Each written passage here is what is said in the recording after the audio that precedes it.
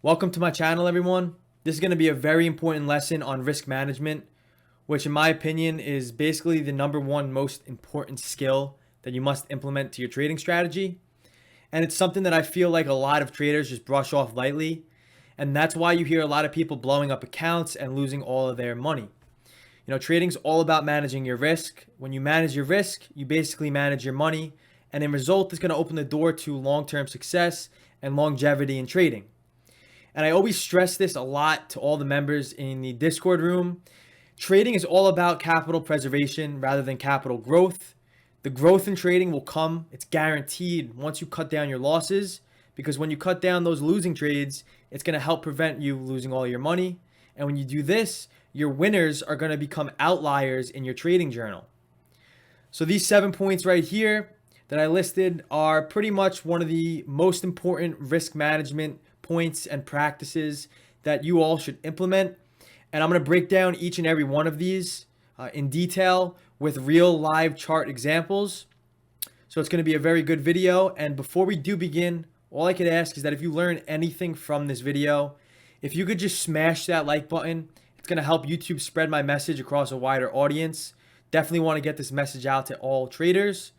And also, if you could follow me on Instagram, I post daily trading tips and tricks, and I post daily trade recaps on my Instagram story. Definitely worth a follow. The link to this will be in the description below. And without further ado, let's get right into the video. So you should never enter a trade if you don't know where you're going to exit. The reason why I put this on at number one is because I see a lot of traders do something called gambling, where they enter a position and they have no idea. There's no edge to their trade. They do not know where they're going to exit if they were wrong, and they do not know where they're going to exit if the stock does start moving in their favor. So if you do not have an exit, never ever consider putting that trade on. Your trade should be fully planned out before you hit that buy button. And this kind of goes hand in hand with step number two. Your stop loss level should be based on the chart where your original thesis will be proven wrong, not based off of a dollar or a percent amount. I see this all the time. I see traders, they're in a position and they get shaken out of a trade. They stop out because they see they are down X amount of dollars, and they compare that to some other type of comparable figure, whether they make it at work, whether it's their last $100, $200, and they make trading decisions based off of dollar or percentage amounts. And psychologically, that will skew their thought process, will give them negative thoughts. And in result of that, they might do things, whether they are buying or selling, based off of impulse, based off of what their emotions are telling them. So what's key is that your stop loss level should be based on the chart where your original thesis will be proven wrong. Where is the stock heading? And if it comes above or below this point, my original thesis, my original analysis is going to be proven wrong. So here we have Zoom. This bounced off of a 1 hour demand zone this morning, rallied pretty hard, aggressive buying volume right into a supply zone. So not only did we have very strong buying volume in a sell imbalance from the supply zone, we also have price stalling out. And maybe I'm waiting a little longer to enter with proper confirmation if the stock starts coming down a little bit. But before I enter, what's key here is that you have to know where you are going to exit if the stock does want to continue going higher and maybe blow past the supply zone. So everyone's going to have different risk tolerance. Everyone's going to implement different strategies and plans to their trading. For me, my stop in this case would most likely be high a day at 419.50. So once this starts coming down, before I enter, I know if I'm wrong on this trade, it's when Zoom comes above 419.50 area. So my entry is definitely 100% planned out before I actually enter that position. So that was Zoom. Now let's go to AMD, which will tie into my second point.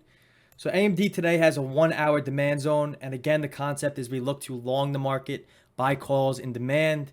And let's just say, hypothetically speaking, we come into demand, we break low a day, we're looking to get an entry once we start seeing a little bit of bullish momentum.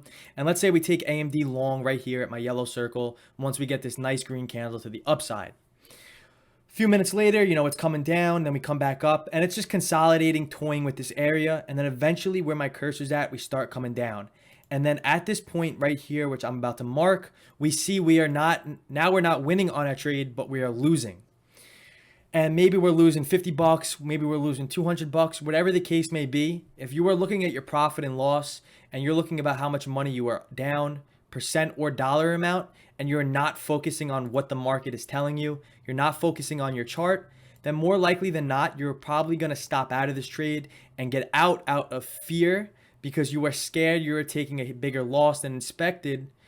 When in reality, we never came below our stop point, and our stop point might have been at low a day, might have been below the demand zone, whatever the case may be. But because the market was coming down, we never would have stopped out. But because we were looking at a dollar amount, we did stop out. So that is a bad skill to implement, and I definitely would try to avoid that in your trading. Point number 3 is no one is going to know where the market will head next. No one could predict if the market's going to go up or down. But our goal as traders is to put risk on the table, because without risk, we're not going to actually enter a trade. And if we don't enter a trade, we're not going to make money. So because of this, we have to implement risk management, and we have to get an entry as close as possible to our stop loss. Therefore, if we are wrong on our analysis, our losses are going to be small, and we can afford more losses than not, as long as we are taking small losing trades where our entry is as close as possible to our risk. Same idea here with AMD, but let's say we never got an entry this morning. We missed it. We've put in a low, we're coming up, and now we're coming back down to where I just shown you would have stopped out if you were looking at your dollar amount. But let's say we didn't have a position, and now we're looking to enter the market. We're coming down, and now we're consolidating here, and we start moving up a little bit. Let's say we get an entry right here. Look how close that is to our stop loss if we put it at low a day. It's maybe like 20 or so cents. And if you're trading the stock, if you're trading the option, that is going to be very, very small. So your goal is just to get it as close as possible, because if the market does want to turn, that loss is not going to be big. You can compare it to maybe if you wait to, let's say, up here, now you get in long up here, where's your stop? Your stop can't be all the way at low a day because you're putting too much risk on the table, and your reward to the upside might become skewed. So get it as close as possible to the point on the chart where you'll be proven wrong. Point number 4. So a lot of traders think that every trade is a one-size-fits-all. I'm going to do this today, do the same thing tomorrow, do the same thing the next day. The market is ever changing. There's so many different variables that affect different trades in different situations. So your position sizes should be based according to if the market has volatility or if there's no volatility. If there is volatility, the market is going to move in large, swings. And if there's no volatility, it's going to be choppy. It's still going to move, but it might not move as fast. So when there's volatility, what I would recommend is smaller position sizes, because smaller position sizes let you have wider stop losses. You let the trade, you give it a little more room to breathe, and you could adjust a little bit for some volatility because it might, fluctuate very fast up or down. So you could have a wider stop loss just to let it breathe. A lot of traders go in with too large of a position size, therefore they have to go with a tighter stop loss. They cannot afford the everyday fluctuations moving up and down of a stock. They're in with larger size. So of course, if they take a loss, it's going to affect their account much more. And then also psychologically, a larger position size, if they look at their dollar or percent amount, they look at their P&L, that's going to emotionally damage them. So here we have QQQ. This sold off a 3-hour supply this morning, dropped perfectly right into a 4-hour demand.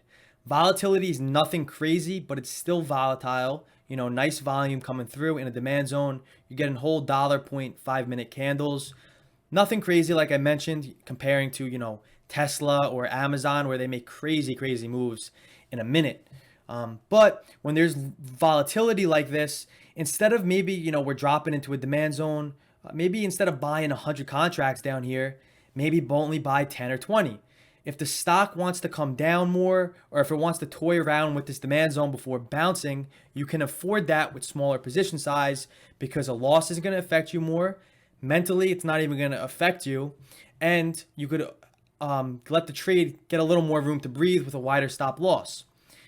Let's say this trade did not work out. Obviously, you could see that it did work out pretty perfectly, but if you were in 100 contracts and this thing started coming down, you might have had to stop out right away, whereas maybe a couple minutes after, it started ripping and bouncing to the upside. So when there's volatility, always adjust your position size. If there's not a lot of volatility, then you can maybe afford larger position sizes because the stock might not be moving as fast, might not catch you off guard. And if it does want to reverse on you, it's not going to happen so fast with extreme volatile movements. And we all know what happens to volatility with options. Step number 5 is a common mistake I see. A lot of people add to a losing trade. My biggest rule is if I'm wrong, I'm wrong. I never, ever will add to a losing trade. I will just stop out and focus on the next trade. Traders have a hard time stopping out, and they have a hard time after they stop out for a loss to focus on the next best opportunity. It's often, my biggest losing trades always come right at, or my biggest winning trades always come right after my biggest losing trades. That's because I'm focusing on the next best opportunity, and I don't really make a losing trade ever affect me. So never add to a losing trade. And this is going to tie into step number 6, which is defense over offense in trading. A lot of people focus on offense, and you could relate this to sports. You could relate this to, anything. Defense will win championships. With trading, it's the same thing. Defense will bring you profits. Offense will make you blow up. You have to be extremely disciplined in your entries and your exits. If my edge is not there, I'm not taking a trade. I don't play offense. I don't let the market, I don't chase the market. I let the market come to me. I play defense. Here we have QQQ again, where we bounced off of this 4-hour demand. We came into this 3-hour supply. And what I like about this trade, taking it short, is that we broke above the high a day. We're starting to come down. Sellers are not too crazy. Buyers, it looks like, are kind of giving up. Volume, nothing really too concerning or important in this case. So what do? We take the trade short. We buy puts. Valid entry here. Our edge is present. And a couple minutes later, maybe we stop out. Maybe we don't. In this case, what I do not recommend is adding to a losing trade. We're in right here. We added to a losing trade right here. We add on the way up because we're trying to bring our average higher. That is the wrong thing to do. Play defense. In this case, you're trying to play offense and you're trying to hit a home run, and you were too stubborn to accept the loss. And because of your stubbornness, you take a much, much larger loss as this thing continued to reverse to the upside. So once you stop out, it's important to stop out, be extremely disciplined. Do not add to a losing trade. If you are wrong, just stop out, focus on the next one. There are plenty of opportunities on a daily basis. Last point, maybe not a lot of people are going to agree with me, but every strategy is going to be different. Every strategy has different entry points, different exit points, different risk tolerance. So as long as your strategy has proper risk to reward, 3 or above, 3-to-1 or higher, so 4-to-1, 5-to-1, I don't take any trades that are not greater than 3-to-1 risk to reward.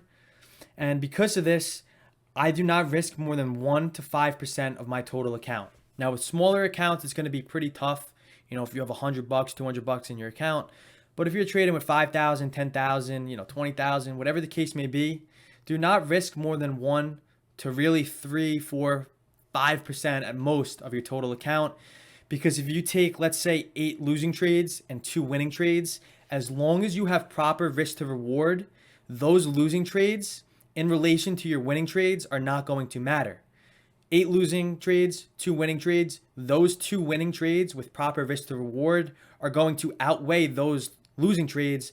Therefore, that risk really doesn't matter. But this is very important with a proper trading strategy. First, you can't do this gambling. You can't do this without an edge. You have to go into the market every day looking for your setups only, and then you put the risk on. So focus on this. Risk management is very, very important. I hope you all learned something from this video.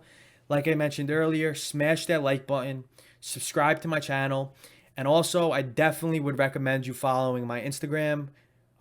Very, very good resource. So hope you all enjoyed. Talk to you all at the next video. Peace.